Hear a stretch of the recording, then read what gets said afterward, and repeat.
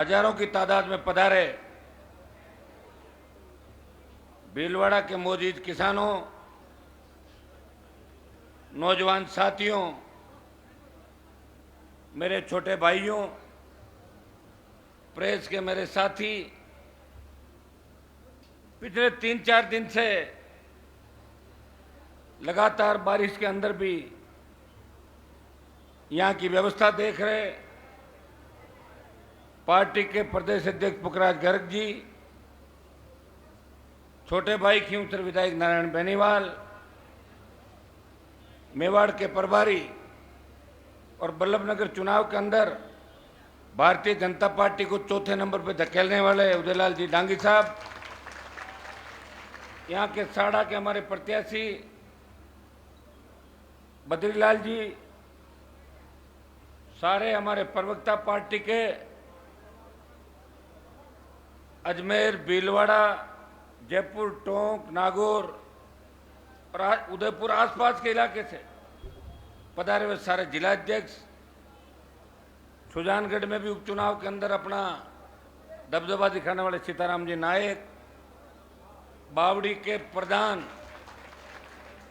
और दिव्या मदेरणा के इलाके में कांग्रेस को पटकनी देने वाले भाई राजूराम खोजा और सम्मानित मंच उपस्थित मेरे छोटे भाइयों, पार्टी परिवार के सदस्यगण, भीलवाड़ा के अंदर जो नौजवानों के अंदर जोश है उसे देख के लग रहा है कि अल्लाह बोल का तो एक कार्यक्रम, एक टेलर है, 2023 में पूरी पिक्चर राजस्थान के अंदर दिखा देगा भीलवाड़ा का नौजवान, ऐसा मुझे लग रहा है। मुझे यहां पहुंचने के अंदर 2 घंटे से ज्यादा समय लगा। 8 किलोमीटर 9 किलोमीटर का जो सफर था, जब हम बाईपास से भीलवाड़ा के अंदर एंटर हुए, मुझे लग रहा सारे लोग वहां आ गए थे। मैं पुखराज जी से बात कर रहा था तो पुखराज जी कह रहे थे पंडाल में संख्या कम है। मैंने कहा जैसे ही मैं आऊंगा पूरी संख्या वापस आ जाएगी, पंडाल भरा हुआ मिलेगा। मुझे लेने के लिए, मेरा स्वागत करने के लिए भीलवाड़ा के छोटे भाई बॉर्डर तक आ गए थे, टोल तक आ गए थे। और ये कोई भीलवाड़ा में मैं नया नहीं, 2018 के अंदर जब पार्टी बना के आसींद में राष्ट्रीय लोकतांत्रिक पार्टी का प्रत्याशी उतारा, उसे 40,000 से ज्यादा वोट देके आपने हनुमान बेनीवाल को आशीर्वाद दिया था आसींद विधानसभा क्षेत्र के अंदर। शाहपुरा के अंदर भी हमें वोट मिला। कपासन चित्तौड़ के अंदर लगभग 30,000 वोट राष्ट्रीय लोकतांत्रिक पार्टी को दिया और बल्लभनगर के अंदर सेकंड नंबर रखकर मेवाड़ ने यह संदेश दे दिया कि हनुमान बेनीवाल जो किसान कौम के सम्मान की लड़ाई पूरे देश के अंदर लड़ रहा है, जिसने अपने जीवन के 25 साल इस किसान कौम के लिए समर्पित किए, मंत्री पदों को ठोकर मार के जो जनता के लिए रात और दिन लड़ रहा है, हम उसके साथ हैं। मारवाड़ से मेवाड़ भी कम नहीं है, ये संदेश बल्लभनगर की जनता ने उस चुनाव के अंदर दिए थे। भाइयों, नई पार्टी है राजस्थान में, हमसे पहले हिम्मत किसी ने नहीं करी। नेता बड़े बड़े हुए होंगे। जिस समाज से मैं आता हूं उसकी संख्या राजस्थान के अंदर सबसे ज्यादा, 1 नंबर पे 10-10 मिनिस्टर रहे, 50-50 विधायक रहे। आज भी नंबर 1 विधायक अगर किसी कौम के हैं, उस कौम के हैं जिस कौम से हनुमान बेनीवाल आता है। लेकिन वो नंबर 1 की लड़ाई नहीं लड़ पाए। जूते, चप्पल, सैंडल उठाने का काम उन्होंने हमेशा राजस्थान के अंदर किया और वो काम उनका जारी है। और दूसरा काम उन लोगों ने ये किया कि पैसा कैसे बनाएं, प्रॉपर्टी कैसे बनाएं, सत्ता के दम पे सरकार की संपत्तियों को कैसे बेचा जाए, ये काम भी इस राजस्थान में, इस भीलवाड़ा के अंदर कांग्रेस भारतीय जनता पार्टी के नेताओं ने मिलजुल के किया था। और उसी का परिणाम है कि आज राजस्थान अपराध में 1 नंबर पे आ गया, 2 नंबर पे आ गया, जो राजस्थान 23वें नंबर पर आया करता था। आज हर भर्ती का पेपर आउट हो रहा है। आरपीएससी का मेंबर कटारा 60 दिन पहले पेपर लेके जाता है और वही कटारा सब इंस्पेक्टर के एग्जाम के इंटरव्यू के अंदर बैठता है। तो क्या सब इंस्पेक्टर का पेपर आउट नहीं हुआ? क्या कटारा दूध का दूल्हा है? सब इंस्पेक्टर का भी पेपर रद्द होना चाहिए। ये मांग हनुमान बेनीवाल ने करी थी। मैं ये मांग इसलिए कर रहा हूं कि पेपर आउट करा के अगर कोई व्यक्ति नौकरी में लगता है तो पूरे जीवन उसकी नीयत में खोट रहती है, न वो पुलिस डिपार्टमेंट का होगा और न जनता का होगा। इसलिए जो मेहनती बच्चे हैं उनके सपनों पे पानी फिर जाता है, उनके अरमान पूरे नहीं होते। भाइयों, वसुंधरा के सरकार के समय में भी इस राजस्थान में फर्जी खान घोटाले से लेके चाहे सीपीएमटी पीएमटी का एग्जाम था, चाहे दूसरे एग्जाम थे, 12 से ज्यादा भर्तियां रद्द हुई और आरपीएससी का चेयरमैन वसुंधरा के समय गिरफ्तार हुआ था। उस समय मामला हनुमान बेनीवाल ने राजस्थान की विधानसभा के अंदर उठाया था। मैं धन्यवाद दूंगा लोकतंत्र के चौथे स्तंभ को कि समय समय पर जगा रहा आपको। आपके नेता तो सोए हुए हैं, आपके नेता सोए हुए नहीं होते।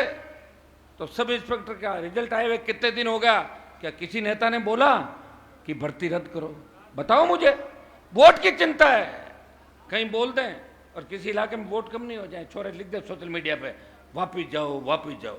ये एक हनुमान बेनीवाल ऐसा नेता है जो वोट की चिंता नहीं करता, वो अपने भाइयों की चिंता करता है, वो राजस्थान की चिंता करता है।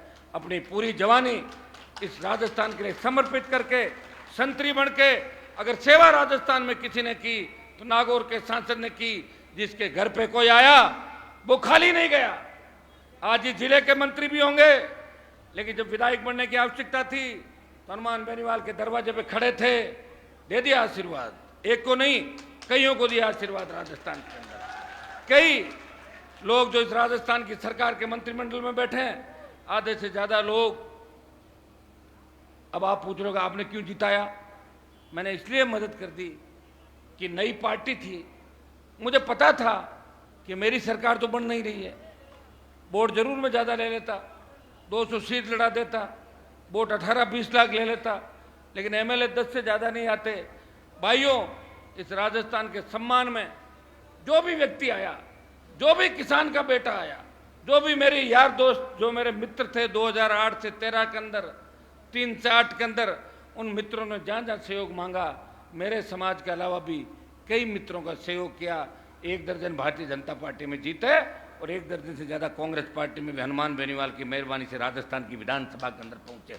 और अगर उनको गलतफहमी है तो बयान दे के दिखा दे कि हनुमान जी हमें इस बार रोक के दिखा देना, वही रोक दूंगा जहाँ है उसी कॉन्स्टेंसी। हिम्मत तो दिखाया बयान दे के, वो तो मैं ही हूँ। ये हिम्मत तो मेरे अंदर ही है जिसने वसुंधरा को 7 समंदर पार अपने दोस्त ललित मोदी के पास भिजवा दिया था। वो मैं ही हनुमान बेनीवाल। कोई वसुंधरा गजेंद्र शेखावत से नहीं गई, वसुंधरा ओम बिरला से भी नहीं गई थी। अगर वसुंधरा का क्रेज राजस्थान में खत्म किया, जिस वसुंधरा के साथ सेल्फी लेने के लिए लोग भागते थे, वो वसुंधरा मायूस रहती है, सरपंचों को फोन करती है, प्लीज अगर कोई मौत हुई तो बताओ ना, मैं बैठने आ जाती हूँ आपकी। ये हनुमान बेनीवाल ने किया था उसका कर्ज, और ये त्याग समर्पण से संघर्ष से किया। याद करो जब 5, 6, 7, 8 के अंदर गुर्जर समाज के बेटों के सीने पे गोलियां बरसाई जा रही थी, जाट समाज के बच्चे 16 घड़साना रावला के अंदर पानी की मांग कर हमारे समाज के बच्चों के सीने पे गोलियां बरसाई जा रही थी। वसुंधरा की सरकार थी।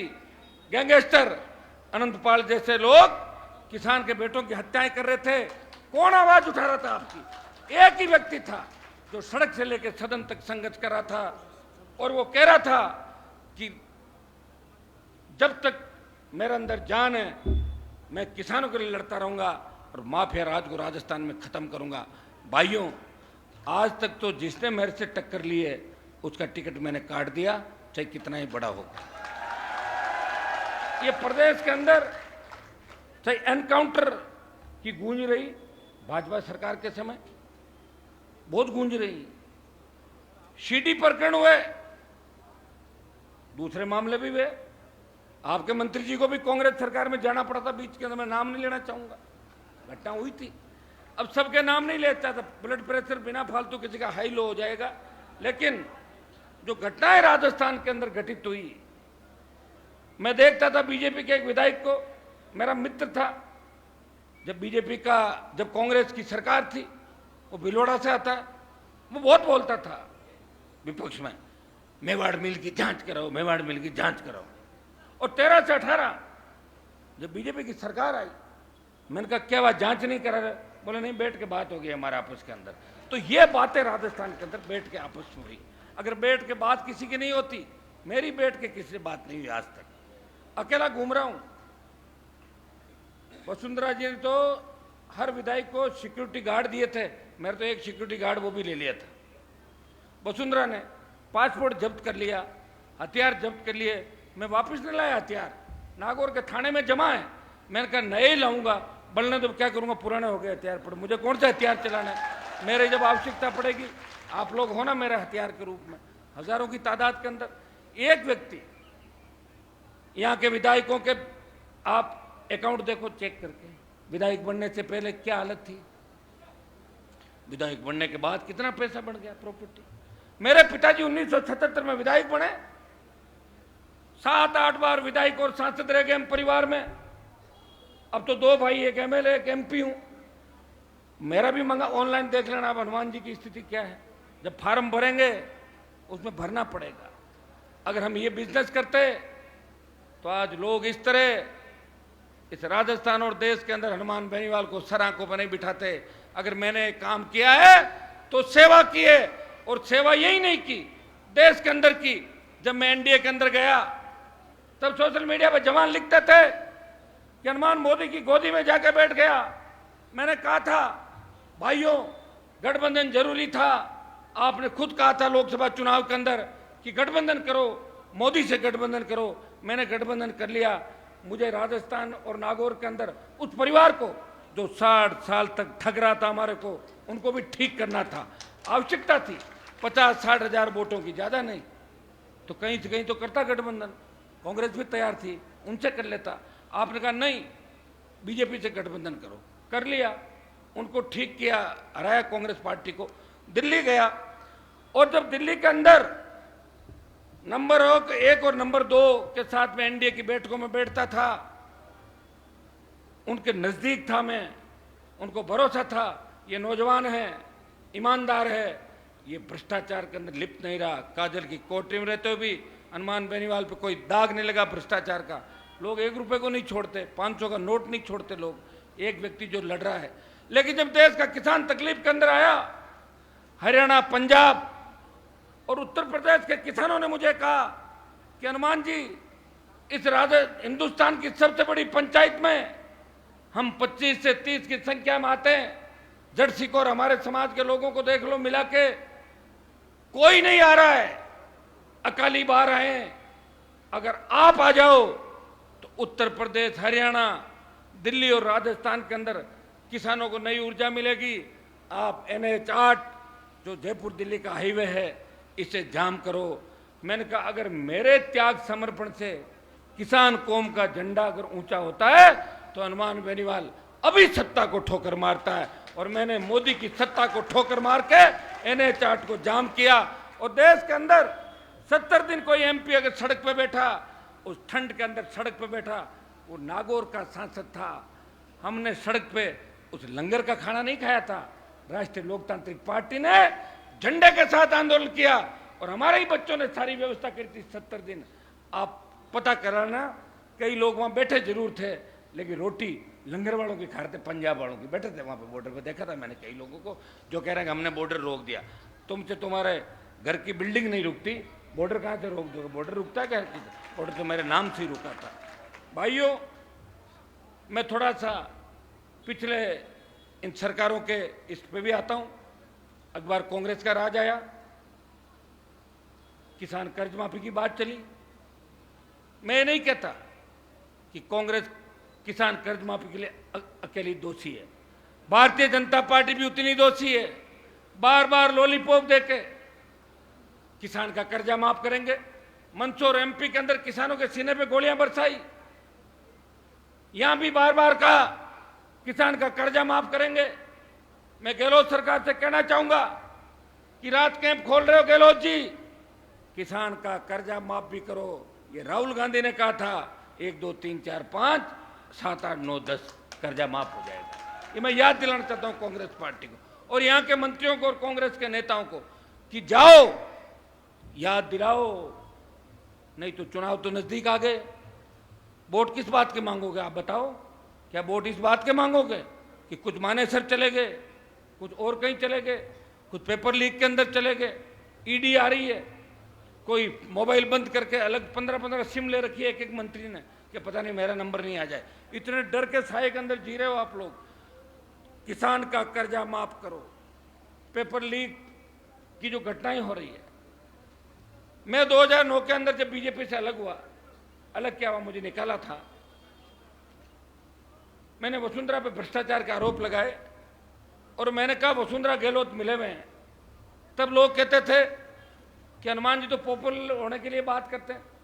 फिर 13 आया, 18 आया, जब अशोक गहलोत की सरकार गिर रही थी तब भी हमने आरोप लगाए। अब अशोक गहलोत ने कहा कि मेरी जब सरकार गिर रही थी तो वसुंधरा ने मेरी सरकार बचाई थी। जो मैंने आरोप लगाए वो गहलोत ने उसकी पुष्टि की कि ये सही है, मतलब मैं सही था 15 साल पहले कि एक दूसरे से मिले हुए हैं। जब वसुंधरा के बेटे पे दलित व्यक्ति की जमीन हड़पने का मामला था, उसको ठंडे बस्ते में रख दिया। वसुंधरा का पीए धीरेन्द्र कमठान खासा कोटी की कालीन चोर के भाग गया, कालीन भी वापस नहीं आई, मुकदमे भी एफआईआर लग गई। इससे ज्यादा मिला जुली का क्या खेल होगा? बदले में गहलोत की सरकार बचाई। ये जो खेल चल रहा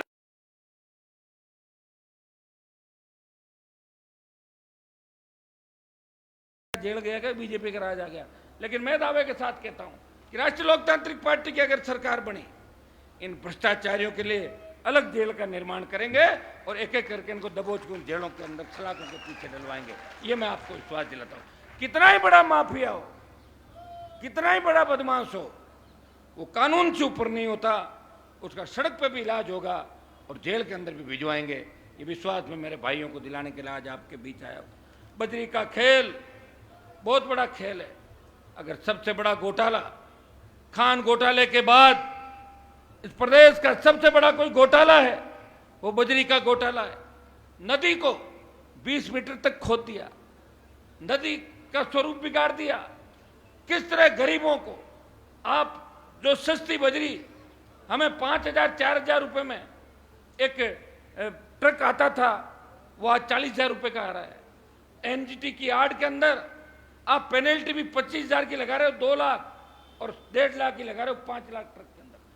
कौन रखवाली करेगा गरीबों की? यहां मुझे लगा इसका मंडी का नाम है मिर्ची मंडी।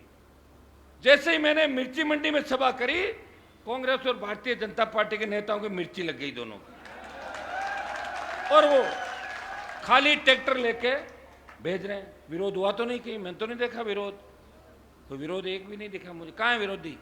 यही विरोध है क्या? ये विरोध नहीं होता, ये समर्थन। आप देखिए 4 दिन से बारिश हो रही थी, रात तक टोंक के अंदर जिस तरह बिपरजोय आया। लोग ये नहीं कहते कि हनुमान तो सिर्फ चुनाव के लिए रैलियां कर रहा है। मैंने तुरंत हमारे जिलाध्यक्ष राजेंद्र को, सबको कहा, पार्टी के विधायकों को कहा कि अपन देखें अपनी वजह से कोई नुकसान नहीं हो जाए, इसलिए रैली जरूरी नहीं है। लोगों की जान की कीमत ज़्यादा है। कोरोना काल के अंदर भी हमने रैलियां नहीं करी थी। भाजपा कांग्रेस धज्जियां उड़ा रही थी उस समय, लेकिन हमने रैलियां नहीं करी। आपके स्वास्थ्य की चिंता थी। मैं रात तक चाह रहा था कि भीलवाड़ा के अंदर ये लोग नहीं जा पाए, गांव गांव नहीं घूम पाए। सुबह बारिश, दोपहर बारिश, शाम को बारिश, चिंता थी। मैं पूछ रहा था, बद्री जी मैदान कितना बड़ा है? बोले साहब इतने भाई इतने का टेंट और लगा दिया। मैंने कहा टेंट क्यों लगा दिया, इतना ही भरेगा क्या? बारिश है यार, लोगों को समाचार कैसे हैं? बोले साहब वो तो गए। मैंने कहा सब ईश्वर करेगा, तेजाजी महाराज की कृपा है मेरे ऊपर, देवनारायण जी भगवान की भी कृपा है, राम साहब पीर की कृपा है, निश्चित रूप से। मैंने कहा जो भी है वो भरेगा जरूर, खाली नहीं रहेगा। वैसे एक बात आपको और बता दूं, मीडिया के लोग बैठे हैं, कांग्रेस और भारतीय जनता पार्टी के लोग जितनी भी रैलियां करते हैं वो कुर्सियां लगाते हैं उनके अंदर। मैं कुर्सी नहीं लगाता कभी, नहीं आपके लिए तो लगाता हूँ, मीडिया वालों के लिए आगे कुर्सी। बाकी देखो हमारे लोग ऐसे ही बैठते हैं। वो कुर्सी से ऐसा बना कर वो वातावरण इतना डी का करके करते हैं, और 5,000 को बताते हैं 50,000, और 50,000 को बताते हैं 7 लाख। क्योंकि बाड़मेर के अंदर जब मैंने रैली करी थी और उसके बाद प्रधानमंत्री ने रैली करी, उस समय में सांसद भी था नहीं था, एक विधायक था, लड़ रहा था लोगों के लिए, लेकिन प्रधानमंत्री मेरी जो संख्या थी उससे 1/4 संख्या में नहीं जुटा पाए। 50,000 रुपये लगे, यहाँ 7 लाख से ज़्यादा संख्या बाड़मेर के अंदर, जब पूरा राजस्थान बाड़मेर अपने अपने साधनों से आ गया था। भाइयों, मैं धन्यवाद दूंगा भीलवाड़ा के नौजवानों का, यहाँ के बच्चे। मैं गया अभी गोवा, एक हमारी कमेटी का टूर था गोवा के अंदर, तो वहाँ एक जगह हम गए घूमने के लिए, तो वहाँ 3-4 बच्चे मुझे मिले कि साहब हम भीलवाड़ा के हैं, और उनका काम आइसक्रीम का भी था और मक्के का भी, मक्के भुट्टे मक्के का भी। तो मैंने कहा बेटा कौन कौन हो? हम 4 भाई हैं, कितना कमाते हो रोजगार? उन्होंने जो बताया बहुत खुशी हुई कि साहब आप सारी टीम को, सब एमपी को लेके उनके पास मैंने चाय भी पी। इस देश के प्रत्येक कोने के अंदर आइसक्रीम पे भीलवाड़ा का कब्जा, इस देश के अंदर ये ईश्वर की कृपा है कि आइसक्रीम पे भीलवाड़ा का कब्जा है। और ये आइसक्रीम की वजह से ही बद्री जी आपके वोट कम आए थे उस समय, तो सारे आइसक्रीम बेच रहे थे, आप आए नहीं यहाँ पे लड़के। वही अगर वही चुनाव नवंबर दिसंबर में होता तो वो 2.5-3 गुना आ जाते। वो गर्मी में था, इसलिए अब की चिंता नहीं करें, अब के चुनाव नवंबर दिसंबर में होगा, इस आइसक्रीम नहीं चलेगी वहाँ पे, तो सारे बच्चे राजस्थान के अंदर रहेंगे। एक मुद्दा आया आइसक्रीम से, जो टेम्पू आइसक्रीम के जिसमें फ्रिज रखा जाता है, टेम्पू के अंदर कई बार करंट आने से, वायर शॉर्टेज होने से बच्चों की मौत हो जाती है, उसको कंपनियां पैसा नहीं देती। मैं आज ही इस बात के लिए सरकार से बात करूंगा और 2-4 दिन के अंदर ये आदेश करा देंगे कि आइसक्रीम की टेम्पू के अंदर भी अगर बच्चे के करंट आता है तो उसको उतना ही मुआवजा मिले जितना दूसरे बिजली के करंट से मौत के मामले के अंदर होता है। ये 20-30 से ज़्यादा केस इस भीलवाड़ा के जिले के अंदर किसान के बेटे हैं जिनके पास कमाई का कोई जरिया नहीं। मैं आपको विश्वास दिलाता हूँ इस काम को भी आप करेंगे। ये भीलवाड़ा का हमारा कपड़ा उद्योग, इसको अंतर्राष्ट्रीय स्तर पर कैसे मान्यता मिले? भीलवाड़ा के सांसद जी मिलते हैं मेरे से, बेड़िया जी, रोज बात होती है, लेकिन वो अपनी मस्ती में मस्त रहते हैं। एक बीजेपी के सांसदों के साथ एक दिक्कत भी है, वो ज़्यादा बोल नहीं सकते, ज़्यादा बोले तो मोदी टिकट काट दे। अगर कोई काम बताए कहते चाहिए आप यहाँ से, क्योंकि वो तो फिर उस हिसाब से चलता है ना। तो भारतीय जनता पार्टी के सांसद तो मुझे लग रहा है जिस तरह पब्लिक इमरजेंसी के अंदर दुख पा रही थी, बीजेपी के सांसद इमरजेंसी की तरह दुख पा रहे हैं पार्टी के अंदर। मैं कागज तो इकट्ठे कर रहा हूँ, 24 बीजेपी के एमपी है, एक से मुकदमे की तफ्तीश चेंज करा के दिखा तो मैं मान जाऊंगा उन एमपी के अंदर दम है राजस्थान का। एक एफआईआर नहीं कर, एक मोटरसाइकिल नहीं छुड़ा सकते, कोई पुलिस वाला पकड़ लेना बिना हेलमेट के, वो छुड़ा नहीं सकते। वो पुलिस डरती नहीं उनसे, उनको पता क्या कर लेंगे, टिकट है तो है, नहीं तो 5 आदमी नहीं साथ में। तो जिनके साथ लोग नहीं उनके साथ सिस्टम नहीं। और एक हनुमान बेनीवाल है, मैं कानून तोड़ता नहीं, वसुंधरा के समय भी लाल बत्ती लगा घूमता था, तब मुझे एक बार कहा था कि आपकी बत्ती उतार देंगे, मैंने कहा उतार देना दम है तो। मैं नागौर से बाड़मेर गया, वसुंधरा सीएम थी, बत्ती नहीं उतरी। और जब ये दिल्ली के अंदर प्रधानमंत्री ने कहा कि बत्ती अब देश के अंदर कोई नहीं लगाएगा, तो मीडिया के साथियों ने विधानसभा के अंदर मुझे पूछा कि हनुमान जी अब आप क्या करोगे? मैंने कहा मैं भी बत्ती उतारूंगा, मैं कानून का सम्मान करता हूं, लेकिन चीफ सेक्रेटरी, कलेक्टर और एसपी अगर बत्ती लगाते हैं और एमपी और एमएलए नहीं लगाए, जो प्रोटोकॉल के अंदर उनसे ऊपर होते हैं, इसलिए बत्ती लगा कर हमने संदेश दिया कि हम भी लाल बत्ती लगा सकते हैं। और उसके बाद मैंने बत्ती नहीं गई भाइयों, उसके बाद देखी भी नहीं होगी। हाँ, बच्चों को शौक है डीजे बजाने का, मैं क्या करूं बताओ, मेरी मजबूरी है। कई लोग आते हैं डीजे बंद करा दो, चलो बंद करा दिए, कई कहते हैं चालू कराओ, चालू करा दिए, करें क्या बताओ आप? आखिर बच्चों को, नौजवानों को जो 15-15, 20-20 लाख रुपए लगा के डीजे तैयार करवाते हैं। मैं एक अपील करूंगा कि बिना वजह व्यर्थ अपने बैठे बैठे मन में आ जाए डीजे बजाते रहो, ये काम नहीं करना। शादी ब्याह समारोह खुशी के मौके पे नाच गाना डीजे भी बजता है। और हर जगह मैं देख रहा हूँ स्टेट, आपके यहाँ तो बड़े सांप्रदायिक तनाव हो जाते हैं कई बार, ऐसे मामलों में अपने को ध्यान भी रखना चाहिए, सरकारी सिस्टम का भी हमें ध्यान रखना। एक नौजवानों को संदेश दूंगा, नशे की प्रवृत्ति से हमें दूर रहना है। नशा जो सिंथेटिक नशा एमडी का, इसमें एक जिस तरह का आपका मेवाड़ से चल के अफीम डोडा, ये नौजवानों को कमज़ोर कर रहा है और किसान के बेटे कहीं न कहीं कमज़ोर होते जा रहे हैं। हमें नशे से दूर रह के हमें वो काम करना जिससे माता पिता का सीना चौड़ा हो। नौकरी जरूरी नहीं कि नौकरी लगे, नौकरी के अलावा भी हम दूसरा काम भी कर सकते हैं। अब बताओ मेरी कौन सी नौकरी लगी थी, और लोग कहते हैं अरे साहब मंत्री बन जाओ एक बार, तो मेरे पिताजी भी नहीं बना था, मैं भी नहीं बना, इसको भी रख दिया, उनको भी रख दिया, बना देता गहलोत से बात करके, तैयारी थी, एक एक दिला, दो को शपथ दिला देता उस समय। मंत्री नहीं बनना एक नशा है कि मेरे भाइयों की सेवा करके मेरा इज्जत मान सम्मान कैसे बढ़े और मेरी कौम और किसानों का झंडा ऊंचा कैसे रहे, ये हनुमान बेनीवाल को नशा, नशे से आगे चल रहा है। आपको भी कहूंगा ऐसा काम करें कि लोग कहे कि शाबाश उस समाज से आता है। भीलवाड़ा की पुलिस पे कहना चाहूंगा, AK-47 लेके बदमाश आते हैं और पुलिस को मार के चले जाते हैं। अभी मेरे यहाँ इतनी पुलिस लगेली, कहाँ आवश्यकता थी, उस दिन करते रखवाली, कहाँ चले गए थे सारे के सारे। और फिर गारंटी के लिए अपना को भेज देते हैं कि हमें तो साहब गारंटी दो, किस बात की, बोले जब 47 से गोलियां चलाई थी तब हम गाड़ी के नीचे से रेंगते हुए निकल गए थे। बताइए कितनी शर्मनाक बात भीलवाड़ा की पुलिस का। साला मेरे कई थानेदार डिप्टी छोरे कहते हैं वो क्या लगा तो दूं, क्या स्थिति है, हाथ वाथ तो ज़्यादा नहीं मारते। बोले नहीं साहब हाथ नहीं मारेंगे क्योंकि हम पहले भीलवाड़ा रह लिए, इसे खूब मोटा पैसा कमा लिया भीलवाड़ा से, अब तो आराम से नौकरी करना चाहता।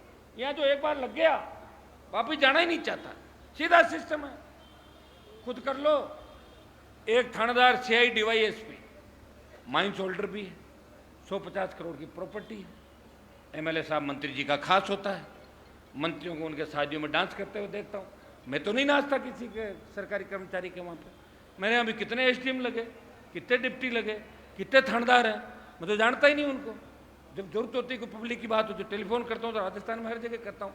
दुर्भाग्य देखिए किस तरह जनता को नेता पुलिस मिलकर अगर कहीं लूट रही है, वो भीलवाड़ा है, वो अजमेर है, वो चित्तौड़ है, जहां हमारे भोले बड़े किसानों को लूटा जा रहा है। NDPS के झूठे मुकदमों का नाम लेके 29 में फंसा देंगे, ये कर देंगे। नेता पुलिस मिलके किस तरह चित्तौड़ उदयपुर से लेके इन आदिवासी अंचलों से लेके हमारे भाइयों का लूट खसोट का धंधा चला, कौन रोकेगा इसको। अब कोई तेजाजी अवतार नहीं लेंगे, न देवनारायण भगवान आएंगे धरती पे। वोट की चोट से आपको लोकतांत्रिक व्यवस्था को बदलना है। मैं विश्वास दिलाता हूं कि मारवाड़ से तूफान चलेगा। 43 सीट है मारवाड़ के अंदर, नागौर, जोधपुर, बाड़मेर, जैसलमेर, पाली, सिरोही। 43 में से 35 सीट पे RLP 1 नंबर 2 नंबर रहेगी। 35 में से 20 कम से कम मारवाड़ के अंदर जीतेंगे। भाइयों एक एक दो सीट भी दे देना। मैं कह रहा हूं बीकानेर, हनुमानगढ़, गंगानगर, सीकर, चूरू, झुंझुनू, टोंक, जयपुर, अलवर, भरतपुर, अजमेर, भीलवाड़ा, चित्तौड़, उदयपुर, हिंडोन, करौली, हर जगह आपके लोग हैं। और किसान के बेटे साथ आ जाए, OBC के लोग साथ आ जाए, जिनकी पैरोकारी लोकसभा के अंदर मैं करता हूं हमेशा।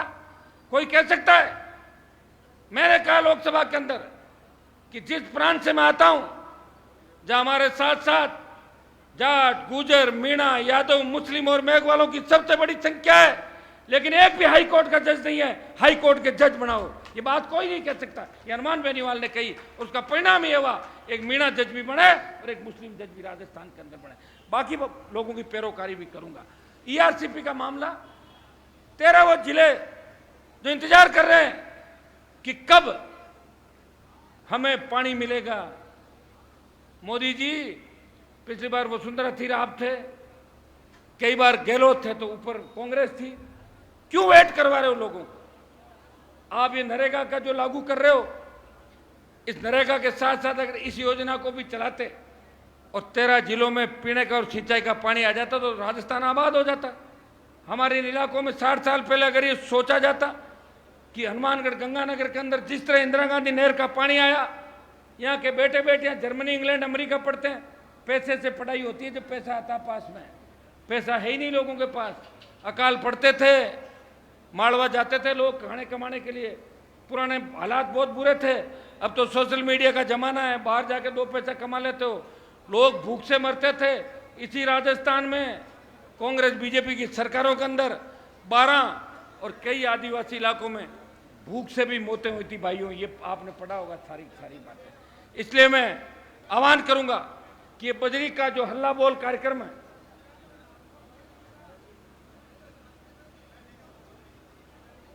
इसको मैं थोड़ा सा दूसरी तरफ हल्ला बोल कर ले गया। ये ठेकेदार वसुंधरा की पूरी सरकार को जेब में रखता था। बीजेपी के 2-3 नेता मैं देखता हूं, जब भी वो दिल्ली आते हैं इस मेघराज सिंह के साथ ही अपनी गाड़ी में आते हैं, और राजस्थान हाउस और चाणक्यपुरी गेस्ट हाउस में नहीं रुकते, वो मेघराज के साथ 7 स्टार होटलों में रुकते हैं। वहां तो हम जैसे लोग रुकते हैं चाणक्यपुरी में, वो मेघराज की मदद करते हैं। और 2 दिन से जो सोशल मीडिया पर चल रहा है, ये भारतीय जनता पार्टी के नेताओं का काम है, कुछ कांग्रेस के लोग भी हैं कि आप हमारे इनको भामाशाह है, इनको माफिया कैसे कह रहे हो।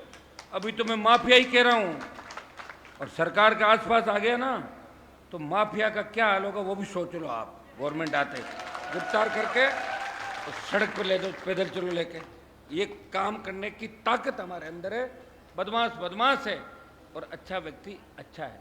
समाजों का ये सोशल मीडिया में आप देखिए, चाहे जैसे लोग लिख रहे हैं कि हनुमान जी हमने आपको जिताया, और मैंने भी जिताया। कोई वोट मुझे नागौर में दे दी, मैंने नहीं दिया जोधपुर के अंदर। क्या गगन शेखावत जीत जाता क्या मेरे वोट?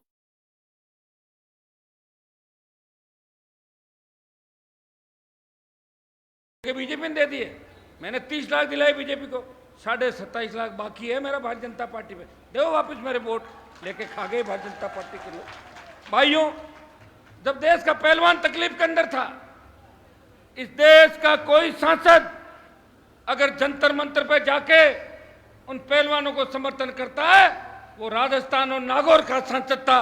सबसे पहले पहलवानों के साथ जाके कहता है कि उस माफिया को ठीक करेंगे, उस बाहुबली को ठीक करेंगे, उसके खिलाफ कार्रवाई करेंगे। जब नई लोकसभा बनती है, उसके उद्घाटन का बहिष्कार कांग्रेस पार्टी तो पॉलिटिकल माइलेज के लिए करती है।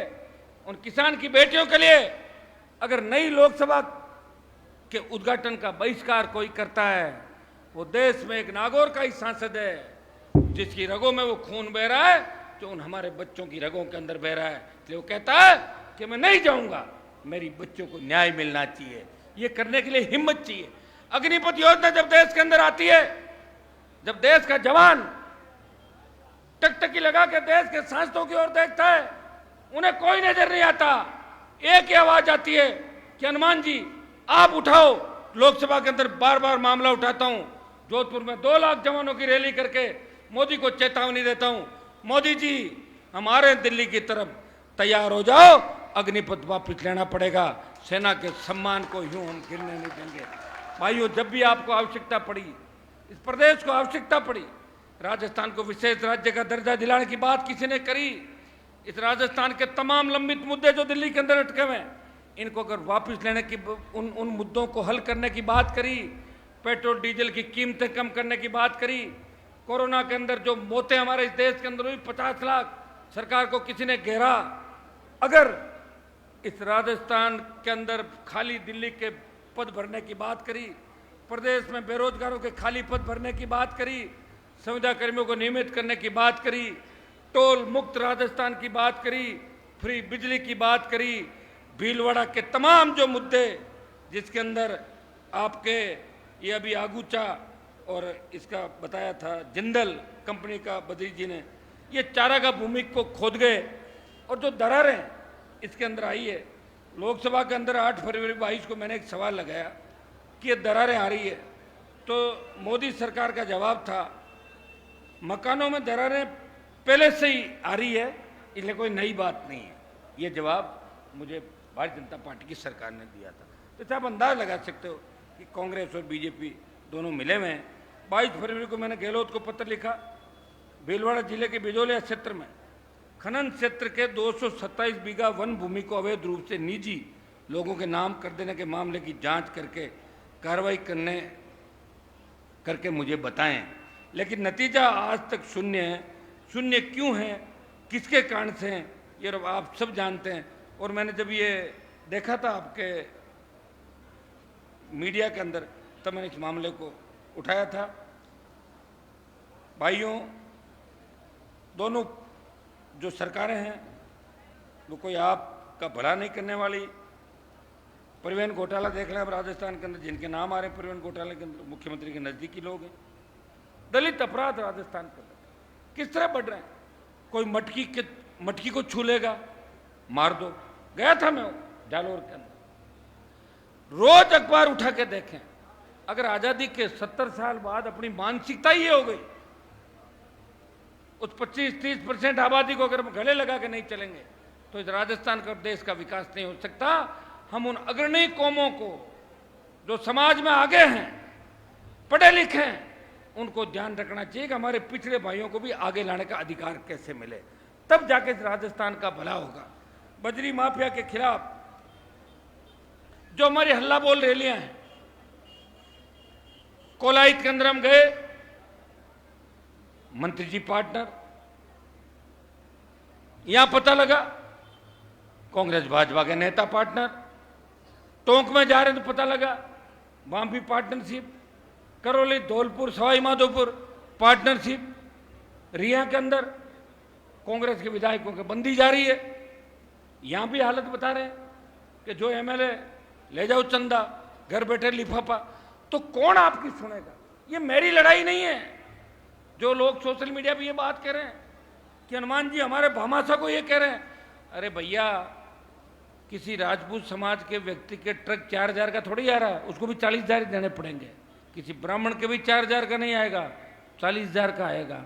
टोल पे जाओगे तो राजपूत का भी टोल लगेगा, ब्राह्मण का लगेगा, जाट का लगेगा, गुजर का भी टोल लगेगा, मेघवाल का भी टोल लगेगा।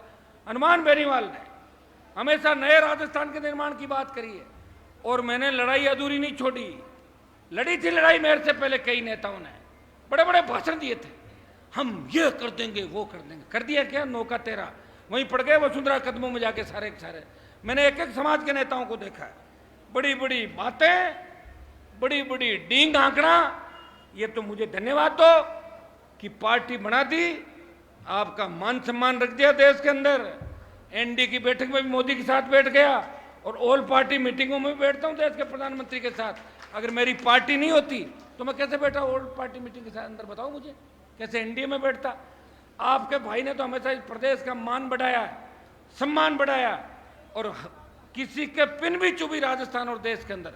और मुझे अगर पुकारा तो हनुमान बेनीवाल बिना जाति देखे उस व्यक्ति के साथ सबसे ज्यादा खड़ा मिला, सबसे आगे खड़ा मिला। मैंने ये नहीं देखा कि इसके अंदर मेरे वोटों का नुकसान क्या हो रहा है। अब लोग कहने को कुछ भी कह दें, उसका कोई इलाज नहीं। लेकिन मेरी एक आदत है, मैं कोई बात पकड़ लेता हूँ, उसको छोड़ता नहीं, और जिसके पीछे पड़ जाता हूँ उसको दिन में तारे दिखा देता हूँ। ये शुरू से ही आदत रही। इसलिए ये तो तय है कि बजरी माफिया का ऑपरेशन करूँगा मैं राजस्थान के अंदर। ये बजरी की रेटें, ये ठेका निरस्त कराऊंगा, रेटें कम कराऊंगा, इस पर मुकदमे दर्ज कराऊंगा, और जो जो खोदा है बजरी 20 मीटर 15 मीटर पेनल्टियां भी लगाऊंगा। और सरकार अगर मेरी आ गई राजस्थान में, या मैं सरकार का हिस्सेदार बन गया राजस्थान में, या सरकार मेरे बिना नहीं बनी, तो निश्चित रूप से बजरी माफिया नाम की नई चिड़िया इस राजस्थान में दोबारा पैदा नहीं होगी। ये भी मैं आपको कहना चाहता हूँ। ये 71 कारगिल से छोड़ के देश का इतिहास हमारे संघर्षों से हटा पड़ा है। भूल जाए लोग, सारी बातों में हम नहीं जाएंगे, अभी समय बहुत दूर है चुनाव का। जब चुनाव आएंगे तो एक एक परतें भी खुलती चली जाएगी। हमने सबको नापा है, सबको देखा है, भोंकने वालों को भी देखा है, काटने वालों को भी देखा है, दूसरों को भी देखा है।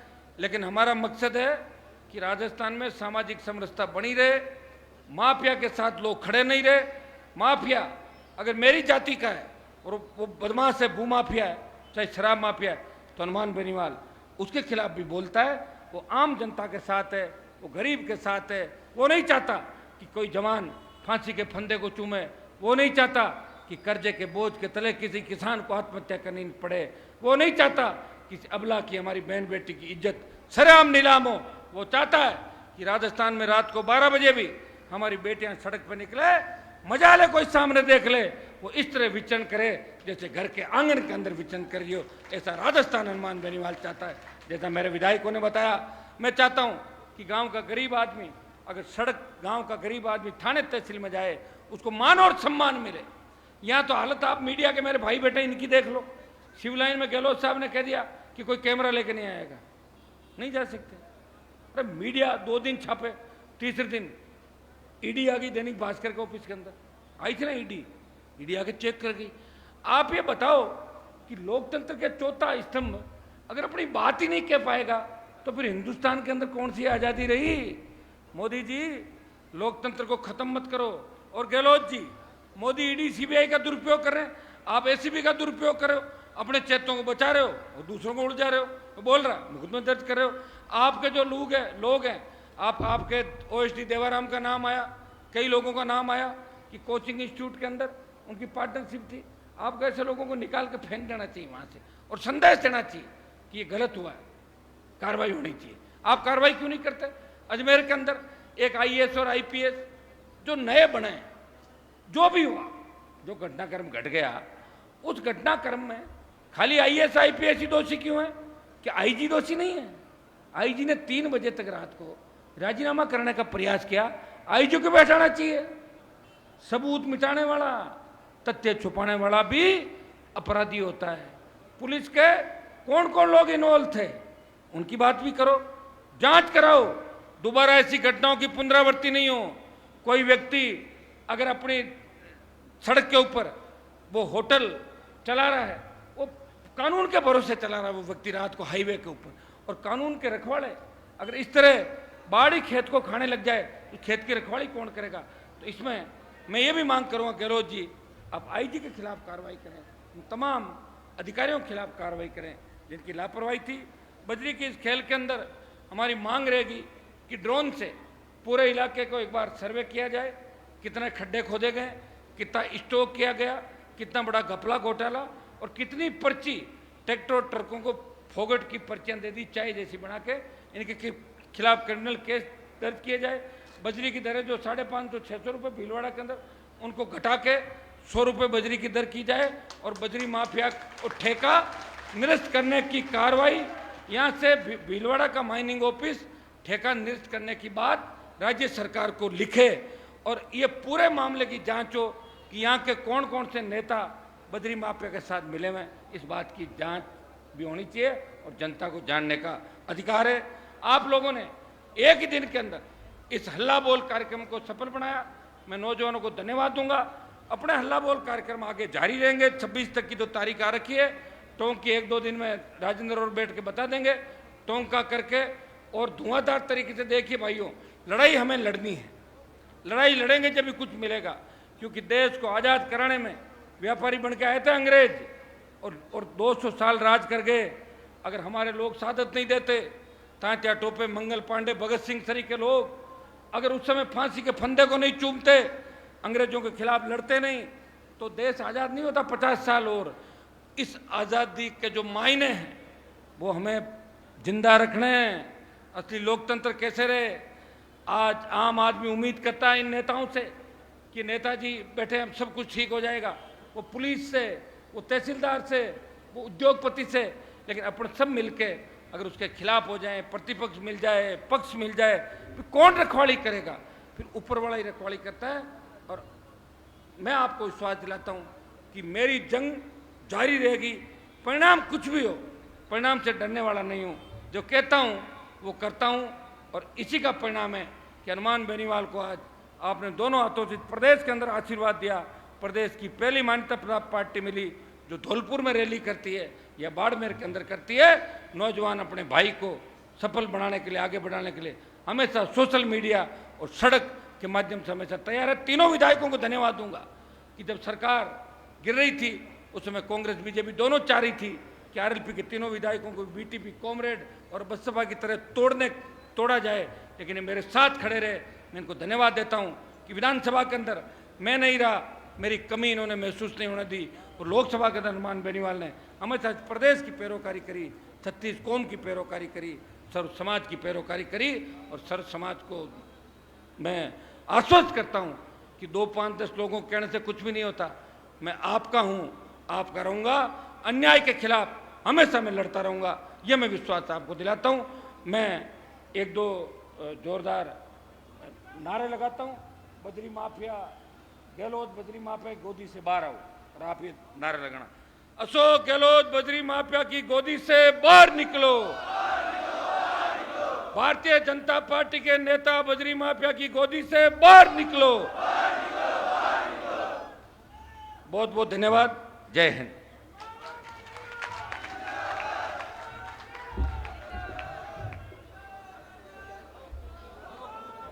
आप सब लोगों को